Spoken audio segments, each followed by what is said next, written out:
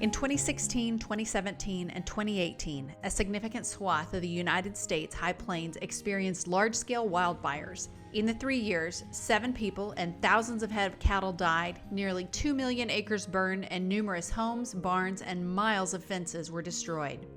In all 3 years, the wildfires received national media attention and evoked a massive disaster relief response of money, hay, fencing supplies, milk replacer, bottled water, and other donations.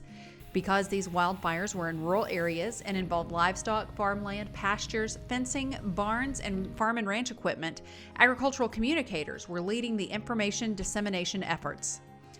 As the climate continues to change and weather events become more extreme, communicating about natural disasters is becoming a more important yet taxing part of an ag communicator's job. The purpose of this study was to explore the efforts made and subsequent lessons learned from ag communicators during the 2016, 17, and 18 wildfires in Texas, Oklahoma, and Kansas. This research was guided by 3 objectives. 1. Determine agricultural communications practitioners' efforts to create a natural disaster crisis communications plan. 2. Explore the practitioners' strategies to communicate during and after the wildfires. And 3. Determine the lessons learned by communicators during the wildfires. This study was limited to the High Plains in 2016, 17, and 18 because the fires occurred in a relatively close region. They occurred in rural areas and mostly damaged livestock, fences, barns, hay, and other ag entities rather than homes and municipalities. To meet the research objectives, we designed a qualitative research study that involved interviews, documents, news articles, and observations. Semi-structured interviews were conducted in person, online, and through the phone. The audio was transcribed, and then we organized the data. In all, 11 themes and 7 sub-themes emerged. 5 themes emerged for the first research objective: have a plan, take pre-crisis measures, establish and train spokespeople, assign roles, and pre-plan your messages. To explore the practitioner's strategies to communicate, 3 themes emerged: people should come first, give out information quickly, and stay out of the way.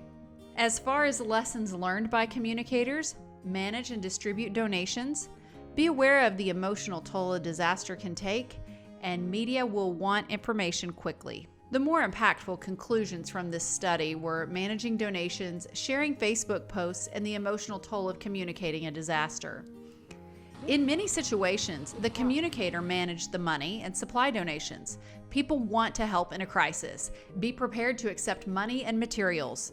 Fill out the necessary tax paperwork and know the state's tax laws in advance. Set up a website that makes it easy to donate. And when asking for materials, be very specific about what is needed. A Facebook post can be viewed for several days after it was posted, and then others share the post, so someone may see a request for donations that is 5 or 6 days old. This caused a steady stream of donations, sometimes for 2 weeks, even though the request had been fulfilled within a day or 2. Communicate when all needed supplies have been received. Seeing a tragedy like a massive wildfire is very upsetting, and many participants were still sad when they talked about it a year and a half later. Although a person can never be truly prepared for seeing the images or hearing the stories that a fire causes, one participant noted it's a great service to the ag industry to tell those stories. As our AgComm programs continue to grow and improve, preparing students to communicate about a crisis is an important topic we should consider in our curriculum. Only a few participants we interviewed had a disaster communications plan, and it's likely that some of those participants were never taught how.